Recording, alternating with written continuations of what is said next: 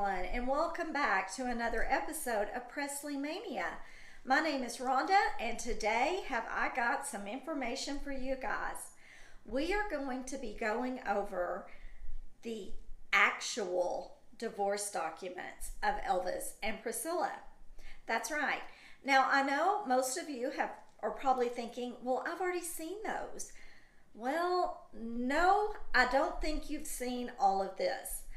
Most of the stuff that you find on the internet, or everything that I had ever found on the internet, was about 14 pages.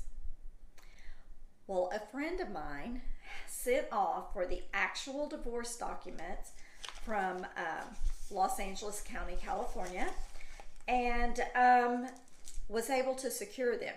They're not just 14 pages. We're talking like a stack of paperwork here. And it goes into a lot of detail. There's things that you didn't know before that were not a part of what you just see by a simple Google search.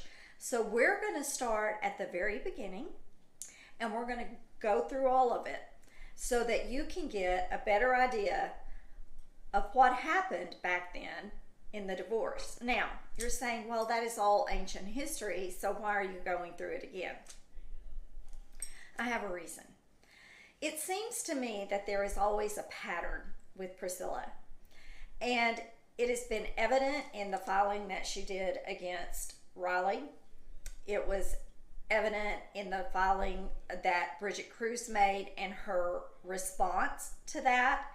And when you start thinking back on those two things and listen to what I'm about to tell you, you're going to discover the pattern as well.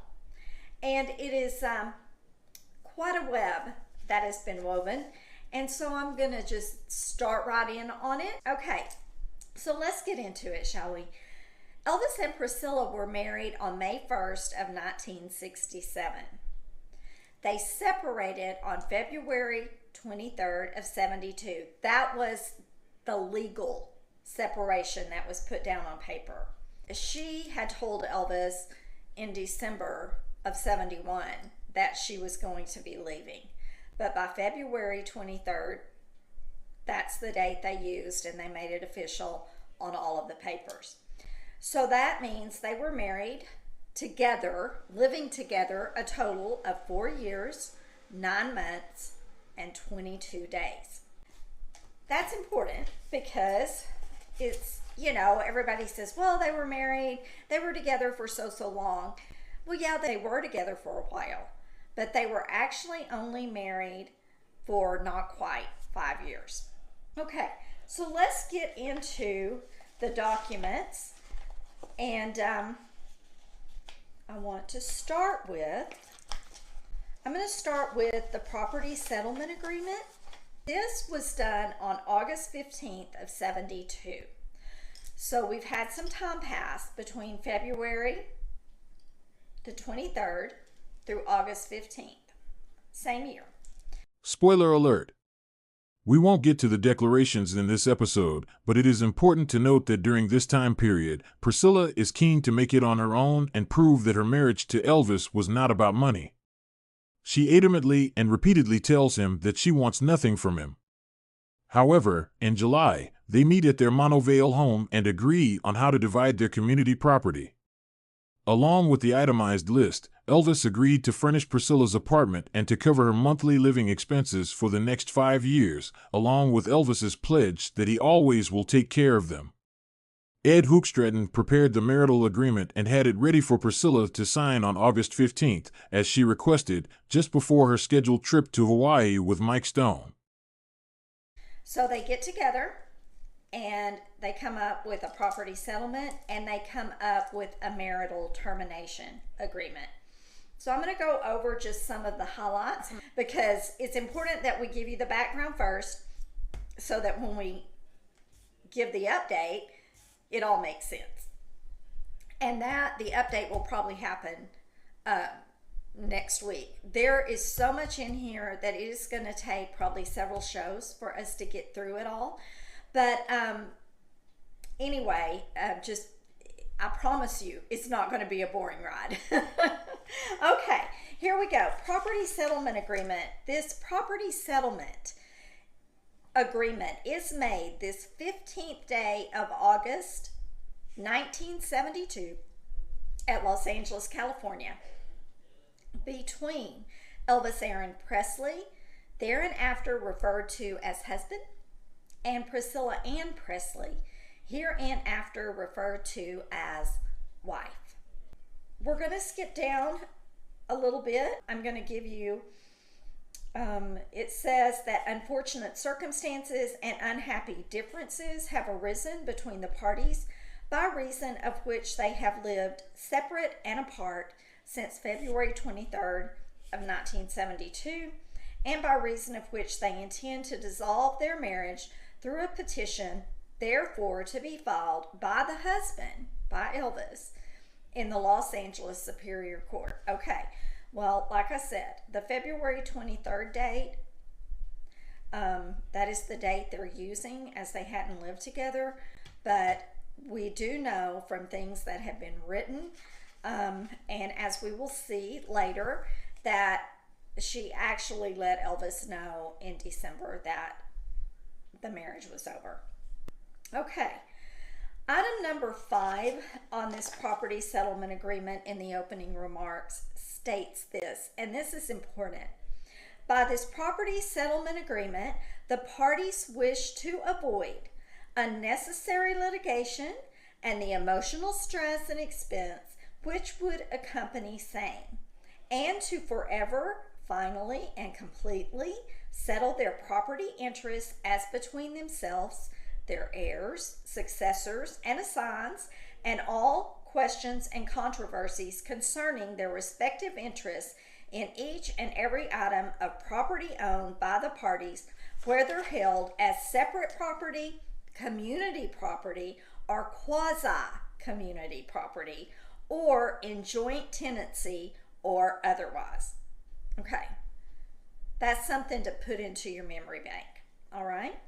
So now I'm going to get into what they have listed as community property, okay? After a complete disclosure of all assets and source of income, husband and wife agree that the community property of the parties is as follows. Okay, now what did that say? Husband and wife agree. Okay, so a single family residence located at 1174 Hillcrest Road in Beverly Hills, California. B, a single family residence located at 144 Monteville Drive in Los Angeles, California. C, a single family residence located at 845 Chino Canyon Road in Palm Springs, California. A 1971 Mercedes-Benz automobile, a 1969 Cadillac Eldorado automobile, a 1971 Harley-Davidson motorcycle, cash in various bank accounts. Okay, that's what they've listed as community property. Now you will notice that Graceland is not on there. That's because it belonged to Elvis prior to the marriage. So that one was off the table, okay? So then we get into how they decided they were going to divide the community property. So division of community property is this. As and for a full settlement of all rights, title, and interest, the wife may have in and to any property now in the name of the husband or in the name of the husband jointly with others, including all community property set forth here and above in paragraph 1, the wife hereby agrees to accept and ask for her full settlement of any community or quasi-community property rights she may have in said property the following. Okay, so this is what they have decided that she's going to get. A 1971 Mercedes-Benz automobile, a 1969 Cadillac Eldorado automobile, a 1971 Harley-Davidson motorcycle, cash in the sum of $100,000, said sum to be payable $50,000 within 5 days of the execution of this property settlement agreement and $50,000 on or before August 20th of 1973. So within 5 days of agreeing to this, signing to it, Elvis was going to put $50,000 in Priscilla's bank account or give her a check, something. She was going to come into a big sum of money. Now, you may say, well, $50,000 isn't that much. But that was in the 70s. So in today's terms and in today's sums, that would be a huge amount of money. As in for a full settlement of all right, title, and interest the husband may have in and to any property now in the name of the wife or in the name of the wife jointly with others, including all community property set forth here and above in paragraph 1, husband agrees to accept as and for his full settlement of any community or quasi-community property rights he may have in said property the following. So this is what Elvis is saying, what they're saying Elvis is going to keep. The single-family residence located at 1174 Hillcrest Road in Beverly Hills, California. The single-family residence located at 144 Monteville Drive in Los Angeles, California. And the single-family residence located at 845 Chino Canyon Road in Palm Springs. Okay. Now, the next thing is, on part 3, is husband's separate property. And I think we need to read this. I need to read this to you guys. Wife hereby agrees and acknowledges that all other property of whatsoever kind and nature and wherever located, real, personal, or mixed, which is possessed and or owned by husband and or which is in husband's name and or held for husband's account or benefit, constitutes husband's sole and separate property, and wife hereby assigns and quit claims to husband as of the date of execution of this property settlement agreement any and all right, title, or interest which she may have in all of said property.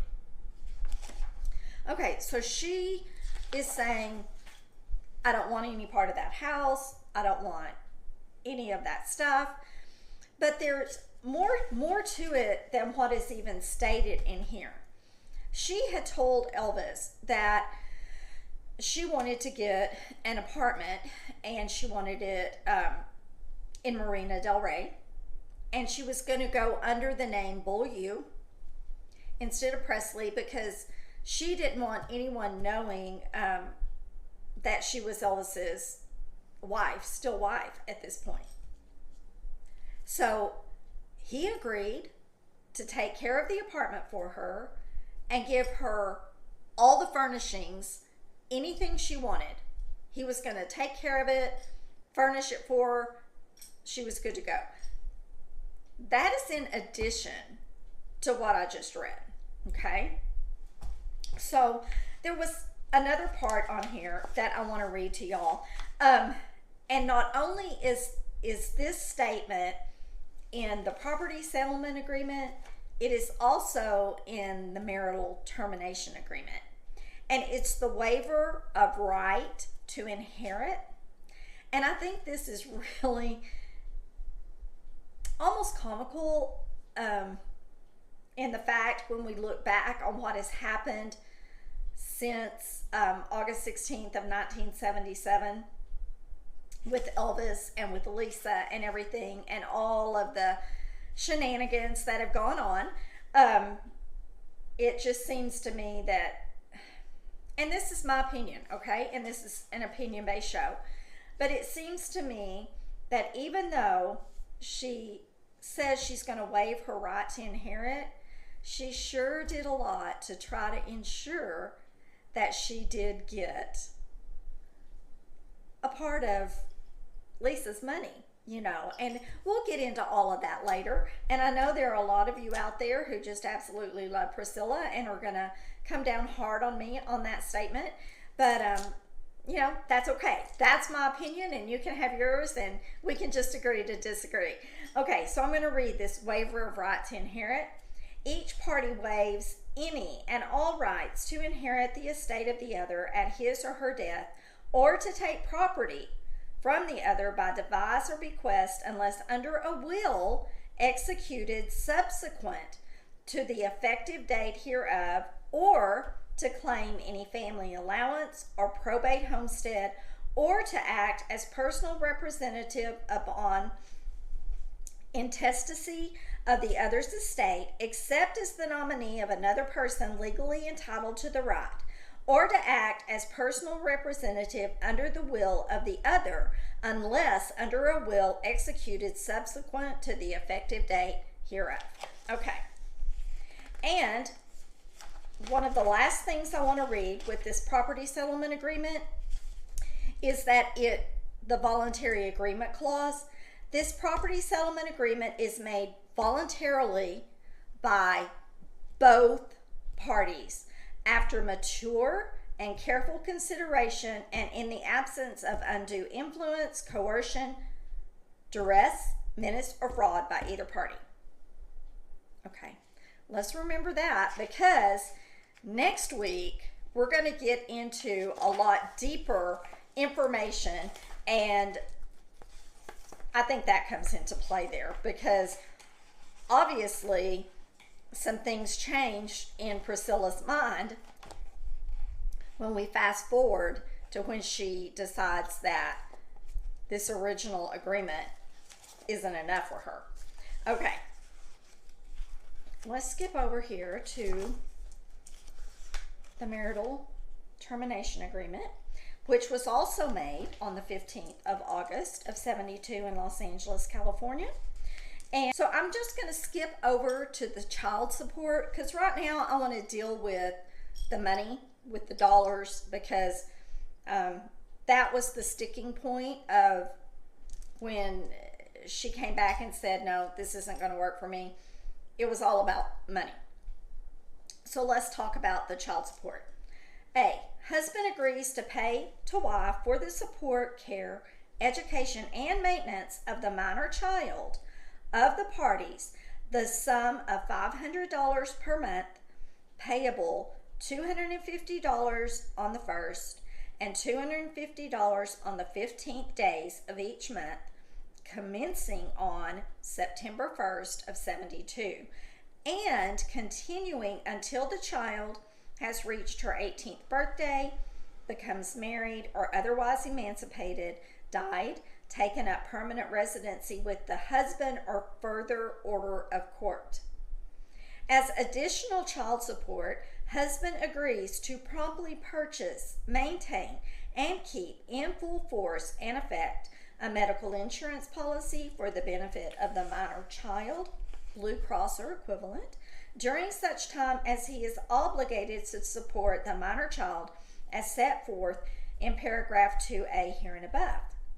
Wife agrees to pay any sums not covered by said policy, but husband agrees to pay all extraordinary medical bills not covered by insurance, and to indemnify wife and hold her harmless therefrom.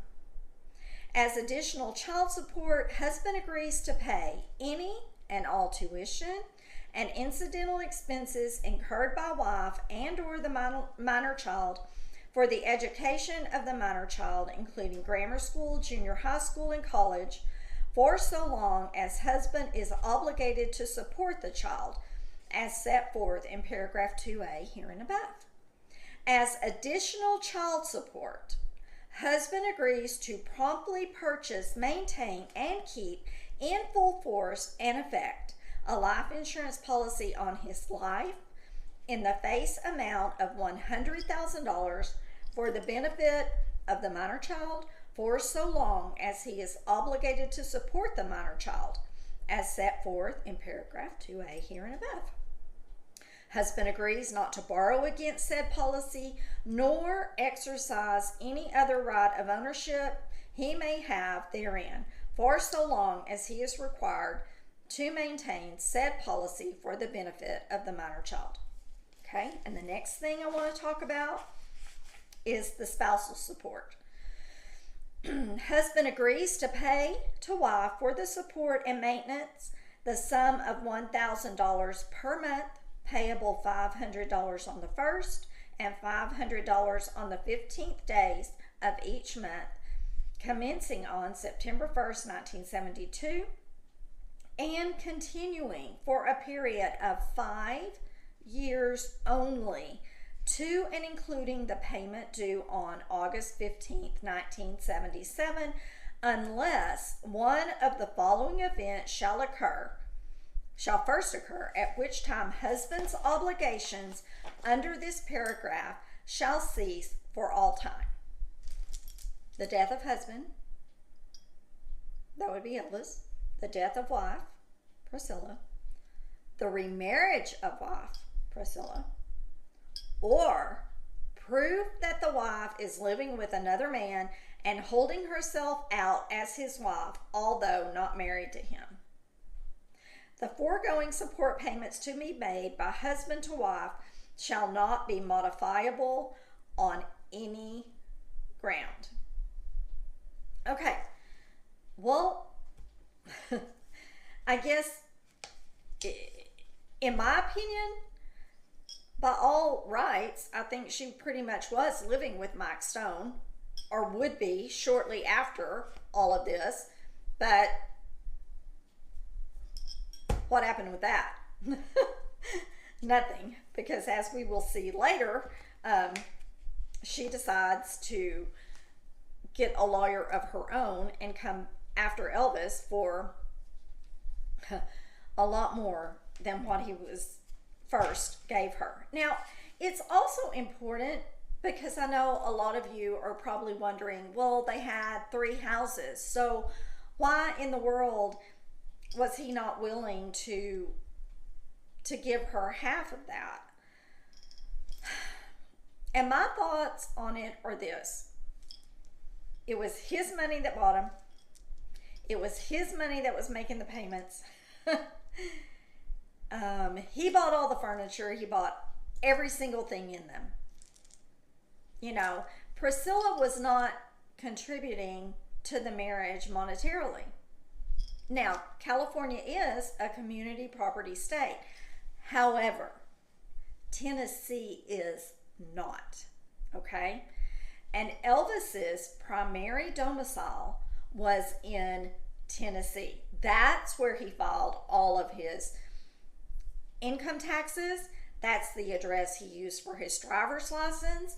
That's where all of his cars were registered, with the exception of the Mercedes and the Eldorado that were Priscilla's. And then he later bought her a Jaguar that he had registered in California as well. So he always used his address on Elvis Presley Boulevard as his main residence. And so since Tennessee is not a community property state, he felt like that he was in the right and had every right to not divide that property with her. That's how I see it. Some of you may disagree with that, and you feel free to write it down in the comments below. Division of community property. Husband and wife acknowledge that they have previously effectuated an equitable division of their community property, and that there is no personal or real property subject to disposition by this court. Okay, all of that was signed and completely okay with Priscilla. Elvis was good with it. Everybody was good with it, okay? And then they add that same waiver of right to inherit on the marital termination agreement as was on the property settlement. Okay, so as soon as all of this was done and it was agreed upon by Elvis and Priscilla, and they had signed their names to the document. I want to read to you guys what happened next. So, Hook, Stratton, and Irwin, who were Elvis's attorneys, they filed at the Superior Court of California, County of Los Angeles, in Santa Monica. It says, to the respondent, so this goes to Priscilla, the petitioner, who was Elvis, has filed a petition concerning your marriage. You may file a written response within 30 days of the date that this summons is served on you. If you fail to file a written response within such time, your default may be entered and the court may enter a judgment containing injunctive or other orders concerning division of property, spousal support, child custody, child support attorney's fees, costs, and such other relief as may be granted by the court. If you wish to seek the advice of an attorney in this manner, you should do so promptly so that your written response, if any, may be filed on time, and it is dated August 18th, 1972. Okay, so they give Priscilla 30 days to respond to this. Well, I did some digging because I was unsure what all that was about. And what I found is based on current statutes in California. So it is very possible that it could have been a little different back in 72. But let me tell you what happened. So on October 18th of 72, Priscilla has not responded to any of this yet. She didn't respond to what she was sent. Well, according to the law, she had to respond to it. Now, the divorce, the way I understand it, was supposed to continue going from the date that it was submitted to the court. They had 6 months, and then it would have been final, okay? Well, the only thing that could cause an exception to that would be if Priscilla did not provide the court with the documents she was supposed to have sent. Okay, so on October 18th of 72, Priscilla is served as being in default of the prior court order. Request to enter default. To the clerk, please enter the default of the respondent who has failed to respond to the petition within the time allowed by law. A completed financial declaration in the form prescribed, and it lists the form number, is attached. She was supposed to have completed it, and she did not. So October 18th of 72, they filed it. Priscilla's sent this to her. Okay, but here's the kicker. She doesn't respond to being in default until May. Well, the divorce, let's see, August, September, October, November, December, January, February. By all accounts, should have been done in February, right? But it couldn't be because she had to provide her financial information, and she did not do that. So everything got put on hold. The divorce wasn't finished, and they're in limbo land, la land. Nothing's going on. So in May, Priscilla ends up getting an attorney, Arthur Toll, and that's a whole another can of worms that I may get into next week a little bit. And she gets him involved and decides that everything that they had settled on previously was not going to work for her. So that's where we're going to start next week, is on the second part of the divorce documents. And this is where it gets so interesting, because I have Elvis's actual words in here. I have Priscilla, so his statement concerning all of this, Priscilla's statement concerning what happened, all of that you never saw before in the other divorce documents, the little 14 pages that's online. None of that's out there, but it's in here. And I can guarantee you that these are real, factual documents. Their signatures are on them. They're dated. They are sealed, stamped with the seal of California. So they're real. And you can get them too if you want to go pay the money to do it and request them from the court. They'll send them to you. So it's going to be an interesting few shows as we really dig deep into exactly what happened with their divorce. I hope y'all have enjoyed this segment. It's been a little longer than what I normally do, but we had a whole lot to cover. So as always, enjoy your life. You've only got one shot at it. Live each day to the fullest, because we never know what tomorrow's going to bring. I'll see you next week, everyone. Bye.